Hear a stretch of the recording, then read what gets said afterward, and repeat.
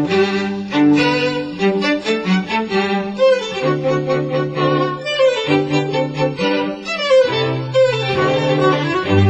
are so habituated to the presumption that we can understand the world in terms of non-fiction that it takes an enormous leap to understand that what Herodotus is doing had never been done before. And so the revolutionary quality of his work cannot be overestimated. That was Tom Holland, who's just translated The Histories by Herodotus. And also this week, we'll be hearing from historians Margaret Macmillan and Ben Wilson about some of their favourite books.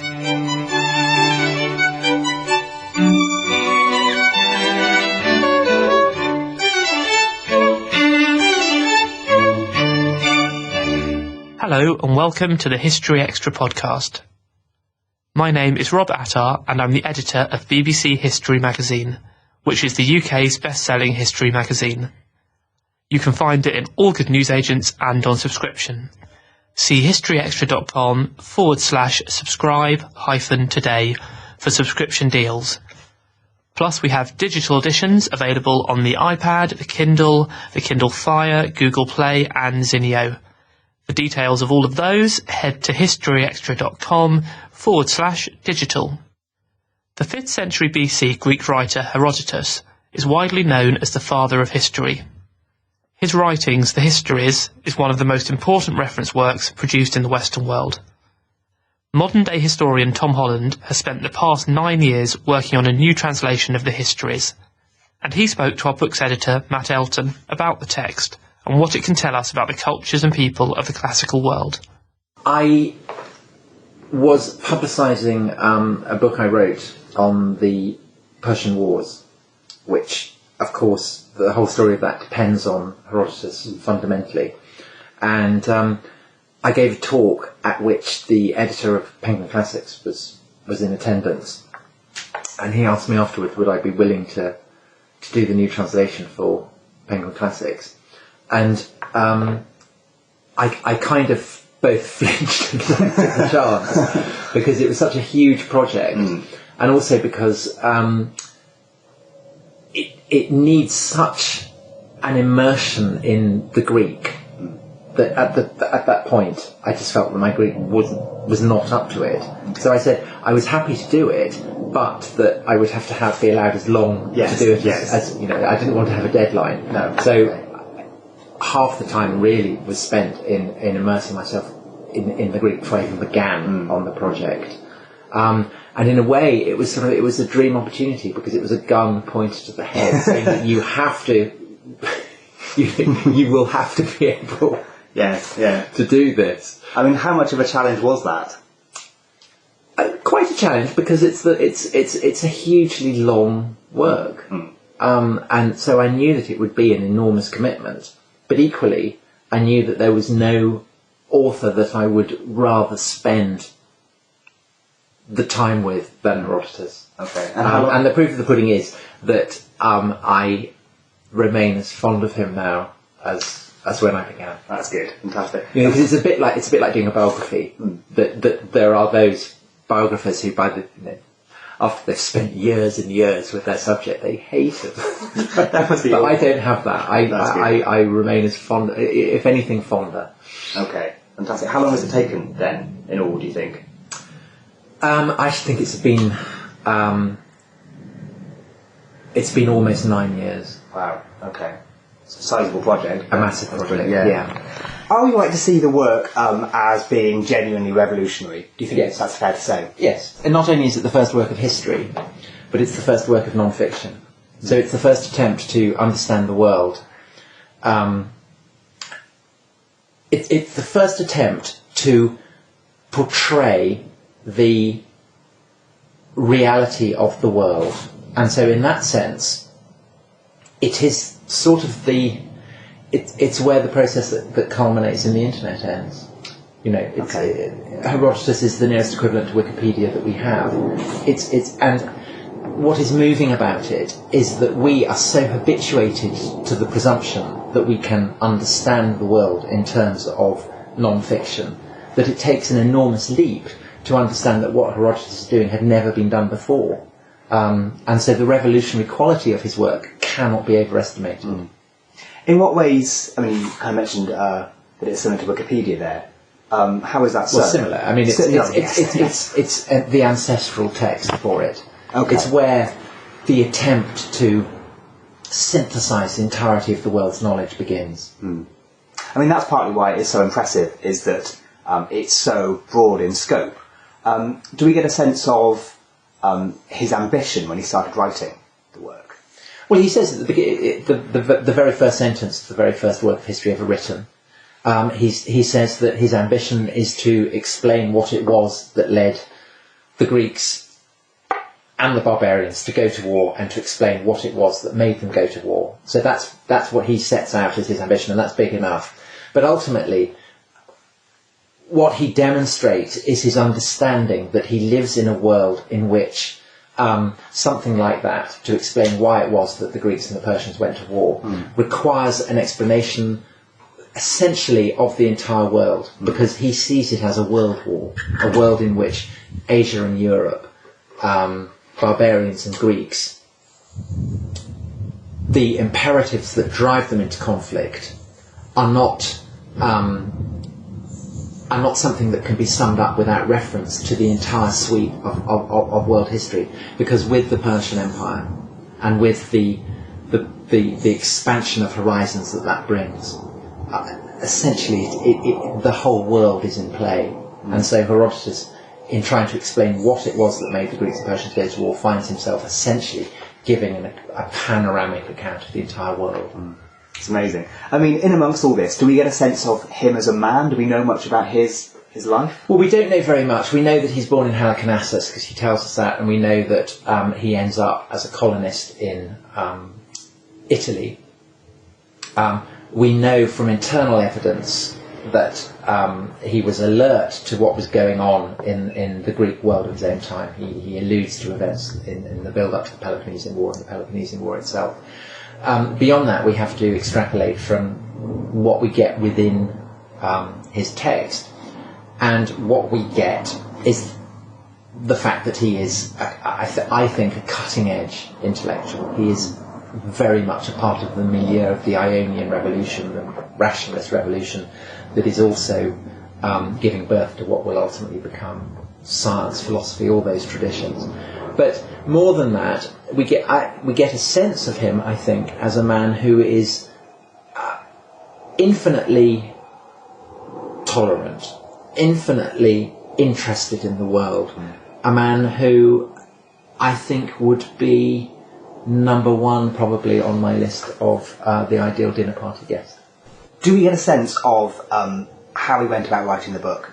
So perhaps what sources he used, the process of writing, of compiling it? We do. He is at pains to demonstrate how it was that he came by his evidence, and he, in the course of his history, alludes to the different types of evidence. So evidence that he has heard from people's mouths, evidence that is derived from hearsay. He categorises all these, and there are moments within the book where, I mean, for instance, you get he tells us that he had spoken to someone who had sat next to a Persian just before the Battle of Plataea, the last great battle in which the Persians were defeated, and with that, he gives us a sense of what Persian morale was, the state of Persian morale on the eve of this battle. And it sends a shiver down the spine, because what you have there is access to someone's speech, someone's opinion, 2,500 years ago. Yeah. Now, there is also, within Herodotus' history, it's also ethnographic. He's the first travel writer. He gives us detailed accounts of Egypt, of Scythia, of Babylonia, and there has been much debate as to whether Herodotus actually went to these places. Some scepticism. It seems to me indisputable that he must have done. He must have gone to Egypt.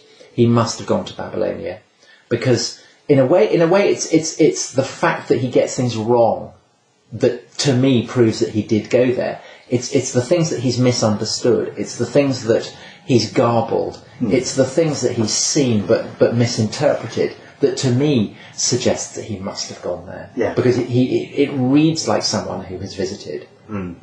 There's that thing in the front of the book about those massive ants, for instance, about how some people use that as kind of a... Well, he clearly didn't go to India. He clearly didn't go to the furthest reaches of Scythia. He does get things wrong. But what he always says throughout is, this may sound fantastical, this may sound extraordinary, but I am only telling you what I have heard. Yes, yeah. I mean, what would you say to people who say that he's too trusting, that he takes things on face value too much? Do you think that's true? No, I think that he clearly gets things wrong on occasion. But what's interesting is that there are times where he doubts things, and his expression of doubt enables us to see that actually what he's been told is right. And the classic example of that is he reports an account that he's been told by that some Phoenicians were sent on a circumnavigation round Africa. And he says, I don't think that this can possibly be true, because the Phoenicians report that the sun, the angle, the direction in which the sun rose changed. And this, of course, for us is proof that the Phoenicians had indeed crossed the equator, and that therefore what Herodotus had been told was right. But Herodotus himself reports it, but he gives it with the caveat that he thinks it's wrong. Yeah. This kind of approach to his research and this use of sources, I mean, do you think that's a fundamental part of why the work is so kind of influential and so important still? Yeah, because without that, it would just be mythography. Yes. I mean, it's crucial, and you can see how it's tying in with developments in philosophy at the same time. It's about trying to work out how we know. Yeah. What are the basis of knowledge, and Herodotus is applying that to the field of recent human affairs, but it's being applied by philosophers to the broadest dimension of knowledge. It's being applied by geographers to the realm of geography, and it's being applied by proto-scientists to the dimension of science. So it's part of that, and it's part of why we can see that the birth of history is a broader manifestation of this revolution that's ongoing in Greek thought. Talking a bit about the cultures that he covers, which of course is a huge part of it, you wrote on Twitter last week that it's a great way of kind of showing us how alien the Greek culture was. In what ways was it so? The first thing to say is that Herodotus is amazingly alert to the relative quality of custom. He has this famous story where he describes Darius, the king of the Persians, summoning people from the margins of his empire. So he summons Greeks and he summons Indians. And Darius says to the Greeks who burn their dead, "What would it take for you to eat your parents when they're dead?" And the Greeks throw their hands up in horror and say nothing. Then Darius turns to the Indians who eat their dead as a matter of custom, so Herodotus says, and says, "What would it take for you to burn your dead?" And they also throw their hands up in horror. And Herodotus says, "This seems to me to prove the truth of what Pindar says, that custom is king." Now, there's a further dimension to that Herodotus is taking as his standard, not a Greek, but a Persian, the Persian king. So it's the Persian king who occupies the centre of gravity in that story, which in turn is amazing. So it's really important to emphasise that this is amazingly alert to how various human culture is, far more so than the average columnist or journalist writing now. Herodotus is making an attempt to think outside his box. Now, of course, he doesn't do this completely because he is a man of his own upbringing and product. And so it is that when you begin the histories, for instance, you come to one of the early stories is that a description of a man, a king, who is passionately in love with his wife, and this for Herodotus is the great flaw in his character. He takes it for granted that men should not be sexually obsessed with their wives. Now, of course, that to us seems a very odd sort of alien notion. Yes. And what does this guy do? Well, he's so turned on by his wife that he wants his bodyguard to see her naked. And so he pressures the bodyguard to see his wife naked. Yeah. The woman is aware that this has happened and is absolutely scandalised. because, to Herodotus's mind, barbarians are absolutely obsessed with not being seen naked, and Greeks take it for granted that that men, certainly not women, but men should be seen naked, and that if you don't want to show yourself off naked, it's because you're soft and flabby or you have something to hide. And again, this is a very alien notion to us. So within that opening story, it's within the first 3 or 4 pages, immediately you're brought up against cultural presumptions that Herodotus is bringing to the table that are very far removed from our own, and which, of course, are far removed from the barbarians whom he's describing as well. I mean, the interesting thing about that particular story is it happens so, as you say, so soon through the work. Yes. The sense that there are these diversions from what perhaps the work is thought to be about, so kind of military things. Are there any particular ones of those that you think are particularly instructive, or that you think? Well, I remember when I first I first read Herodotus when I was very young, because I got obsessed by the Persian Wars, and so I went and got the 2 volumes of Herodotus, not the Penguin version, the Erudite version, from the library, and read that opening sentence and thought, brilliant, it's going to tell me all about Marathon and Thermopylae, this is what I want, and was slightly gobsmacked that he was veering off all over the place, and sort of like, he just couldn't, it was like a huge shaggy dog story. Now, he does say within his narrative that in his opinion, digressions are part of his plan. He makes no apologies for it. And you get all kinds. I mean, you get amazing sort of folk tales. So you get the story of Arion and the dolphin, the guy who plays the lyre, and the dolphin comes and he, it's clearly fantastical. You get, the whole section on Egypt is a digression. It comes as part of the account of the Persian invasion of Egypt. And Herodotus says this is going to happen, and then he goes off for an entire book. Enormous discourse. Yeah. Likewise with, the customs of the Scythians and the Babylonians. And when I was young, I was frustrated. I wanted to get to the, cut to the chase. I wanted to get to Marathon and Thermopylae. Now I just wish that there'd been more digression, because there's not a digression that isn't interesting. And put together, the effect of these digressions is to give us an absolutely unrivaled portrait of a world that is, dead and gone for 2,500 years. I mean, we would just know infinitely less about that period without Herodotus and his digressions. So you say they were as important, if not more, as the kind of subject that you hoped it would be about when you were reading it first. Fantastic. Talking about the other cultures, what impression of the other cultures, which you mentioned, do we get from the work? Herodotus is interested in ways that they differ from the Greeks. So he, for instance, about the Egyptians, he says that they are models of perversity. That the men squat to pee, the women stand up to pee. That the Egyptians shit in the house and eat outside. And this to Herodotus seems extraordinary. It's a sort of reversal of everything that he takes for granted.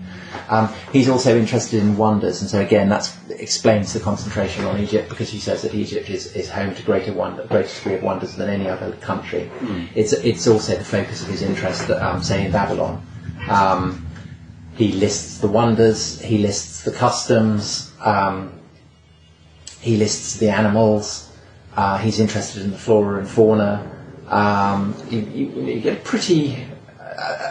pretty interesting account of all these cultures, and it's notable that when you read a book about Egypt or Babylon or Scythia or the Persians, Herodotus' comments invariably provide the sort of the initial building block of the account. He is absolutely crucial to an understanding of these cultures. Okay. And of course, he is not entirely to be trusted, but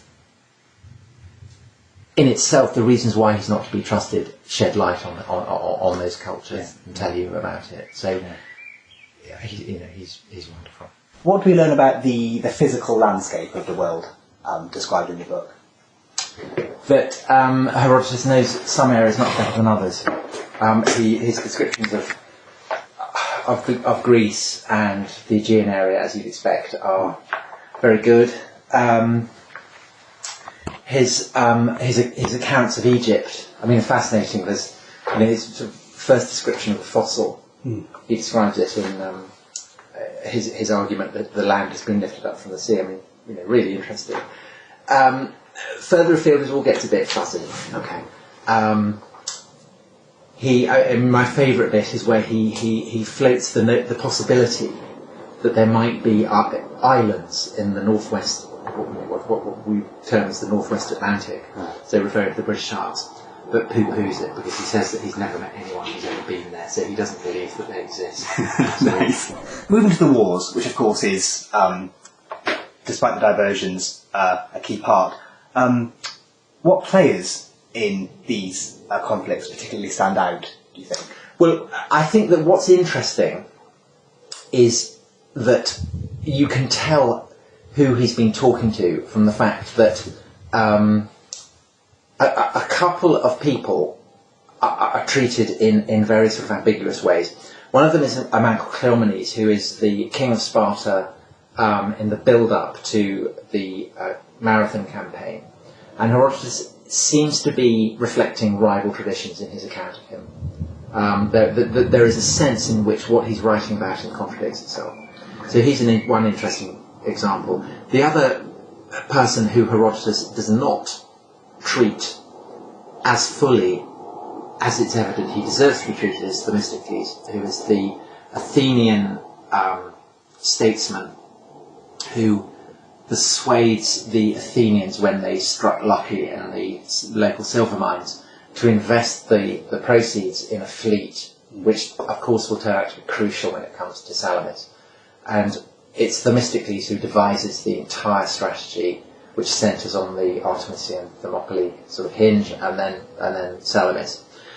And it's evident that Herodotus, although he can't downplay the role that Themistocles plays completely, is reliant on hostile traditions. The most interesting source that Herodotus has is a man called Demaratus, who is a Spartan king who gets deposed and then goes into exile and accompanies Xerxes on the invasion and provides a sort of running commentary on the Persian campaign.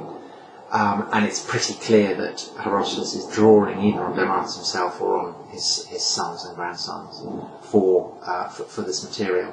So again, Demaratus has a much higher profile than otherwise he would. In terms of translating the work, what did that work involve? Well, I set myself this challenge that I would...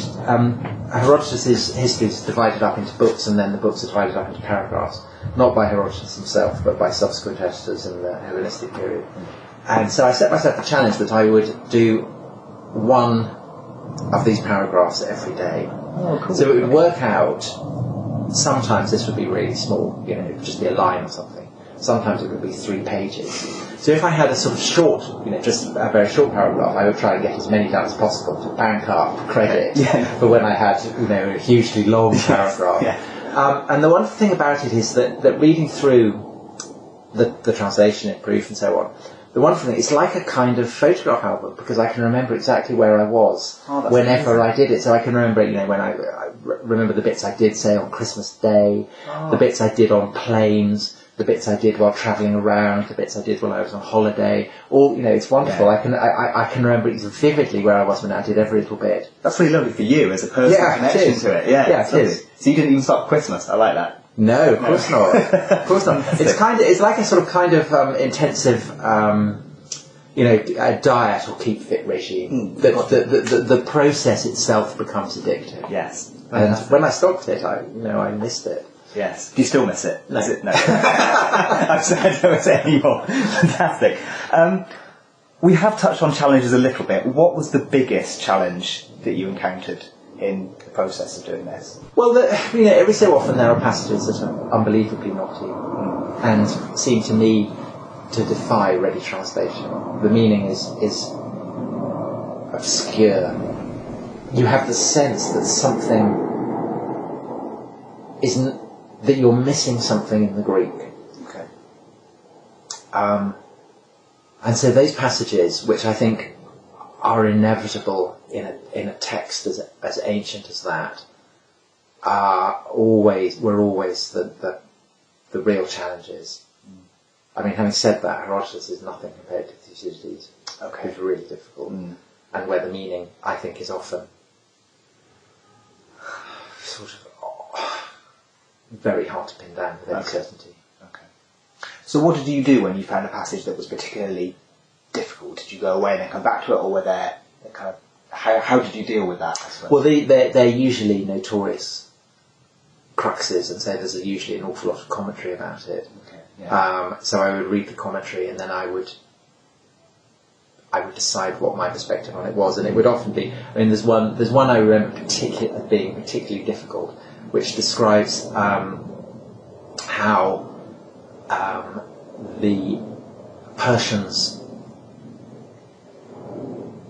value the culture of their neighbours according to how close those neighbours are to Persia. Okay. So the further you go, the more barbarous and savage and backward they see people as being. And it's obviously ironic because the Greeks are a very long way away. Yeah. And Herodotus relates it to Median practice, and the meaning is kind of evident, but it's very hard to untie the knot completely. Yeah.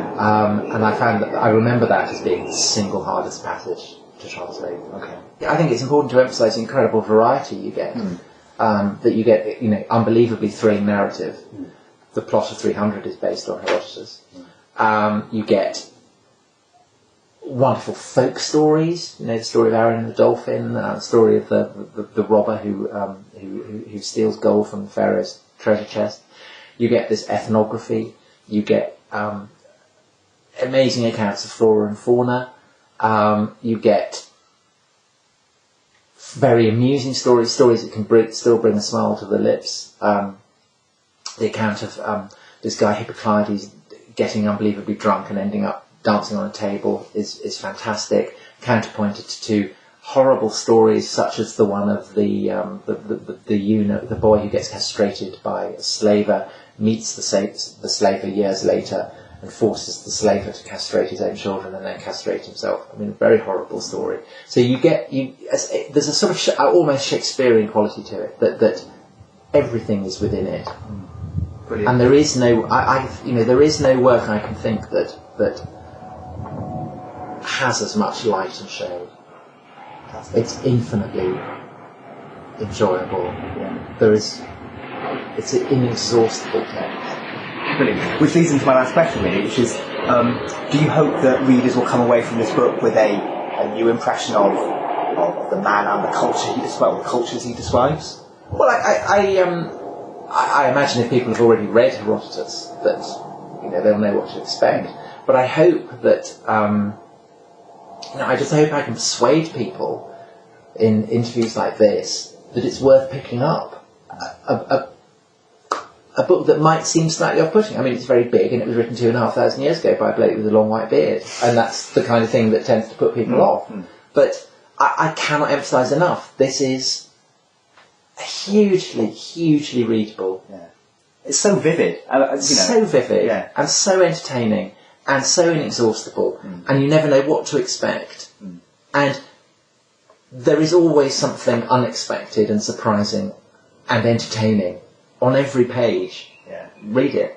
It's great. That was Tom Holland. Tom's new translation of the Histories is set to be published later this month by Penguin. And you can read more from Matt's interview with Tom in our October issue, which has just been published. Also in this month's magazine, we're investigating the mystery of the princes in the tower. We're finding out why James VI and I waged war on witches. We're examining the Victorians' obsession with murder, and we're challenging some of the myths of the Blitz. And if any of that floats your boat, then why not pick up a copy at all good newsagents or in one of our digital formats. Speaking of our digital formats, if you own an iPad, you can now access our Battle of Flodden interactive article free of charge. Simply download the BBC History Magazine app and you can get it from there. If you've already got your copy of the October issue, you might have spotted that it comes with a special autumn book supplement. This extra section features leading historians selecting their favourite history book of the year so far, their favourite history work of all time, and the title they're most looking forward to in the coming months. We'll be broadcasting some of the interviews in future instalments of this podcast, and we kick off this week with Oxford professor Margaret Macmillan. Matt Elton spoke to Margaret and started by asking her about her favourite history book of all time. Well, the trouble with my favourite history book of all time is it depends what I'm thinking of, but one of the ones which had a huge influence on me was when I was an undergraduate at the University of Toronto, and I read a book called The Guns of August by Barbara Tuchman. Okay. And it came out, I think in 1963, and she is the most wonderful narrative historian, and she does these wonderful portraits of people, and it's about the outbreak of the First World War. Fantastic. And she's always been one of my great heroes. Oh, that's really nice. And I never thought I'd end up doing a book on the outbreak of the First World War. Oh, amazing. And how about a book that you're looking forward to, a history book that you're looking forward to? Well, there'll be a lot on the First World War, and I suppose I'm looking forward to that. There's one coming out by Max Hastings, which I've only read a little bit of, and I'm looking forward to it because he and I suspect will probably disagree on the origins, but he's doing the first months of the war, which I didn't do, and he's a very, very good historian, and I like the way he writes about things military. He makes them comprehensible, so I'm looking forward to that. And if you had to pick a history book from this year, would there be any that you'd... What have I read this year? There's a very good one by Rana Mitter on China, Yes, okay. which I really like. And it's you know, what I like about it is he takes the big... Well, he's very good at taking a big picture. He also knows China very well. And he's dealing with a subject which has really been neglected, you know, surprisingly neglected. And so I think it's a really important book. That was Margaret Macmillan. Margaret's new book, The War That Ended Peace, How Europe Abandoned Peace for the First World War, will be published in October by Profile Books. And now let's join Matt again, this time in conversation with historian Ben Wilson at the English Heritage History Live event that took place this summer. So, what would be your choice of your favourite history book of the year so far? So far, I've been intrigued by a book called Faith Executioner, which came out earlier, which is a gritty, sort of horrible, gruesome, but very sensitively written history of the public execution in Nuremberg in the 16th century. Fascinating. Really, the author uses the sources superbly to draw out a side of history that we wouldn't otherwise know about, and to tell that story compassionately and with sort of gripping and using the sources so well. I was really intrigued by that. Oh, book. that's really cool. A short book, but full of energy and passionately written. And how about if you had to pick a history book of your, all-time top history book? Well, I'm going to sound very pompous, but it's got to be The Decline and Fall of the Roman Empire by Edward Gibbon, because even though it's very long, it is very witty. Even the footnotes have a wit to it, and it is beautifully written, and it's not a hard read. It's a long read, but it's not a hard read. It has short sentences, not great long rolling sentences like people think. It has a mixture of sentences, so it's a great engaging book, and I've kind of carried it around with me all my life, and sort of dipped in and out of it, and read it sort of on and off throughout my life. And I find it inspiring, and I find it full of colour and gruesome details, and kind of captures the essence of the Enlightenment, as well as a kind of classic of English prose. Fantastic. I was talking to someone the other day actually about books that you read early on and stay being influential, throughout your career. Were there any other books that you read as a young person? As a young person, I read history voraciously from a small child, reading children's history books. I think I loved political history when I was doing my A-levels. I like Lord Blake's History of Disraeli. How about the book that you're most looking forward to in the coming months? So I'm most looking forward to N.A.M. Nicholas Rogers' third volume of his History of the Royal Navy, which is coming out later this year. His first two volumes have changed the way that people write about history. It's the history of the Navy. It's an absolute classic of its kind. It concentrates on detail, but it brings out the wider strategy as well. It's beautifully written. And I can't wait to read the third volume, which goes from the end of the end of the Napoleonic Wars up until the 21st century, which will bring to an end this kind of modern classic of historical writing. That was Ben Wilson, whose new book, Empire of the Deep, The Rise and Fall of the British Navy, is out now, published by Weidenfeld and Nicholson. And that's almost all for this week. Do get in touch with your views on podcast@historyextra.com, and we'll do our best to read out some of your messages in future episodes. Plus, you can follow us on Twitter, we're at History Extra, and you can like us on Facebook, facebook.com/historyextra. And don't forget to visit our website, historyextra.com, where you'll find all the latest history news, blogs, features, image galleries, quizzes and more. Next week, we'll be talking witches with Tracy Borman and visiting an ancient burial site with Richard Bradley. Do join us for that. The History Extra podcast was recorded in Bristol and produced by Jack Fletcher.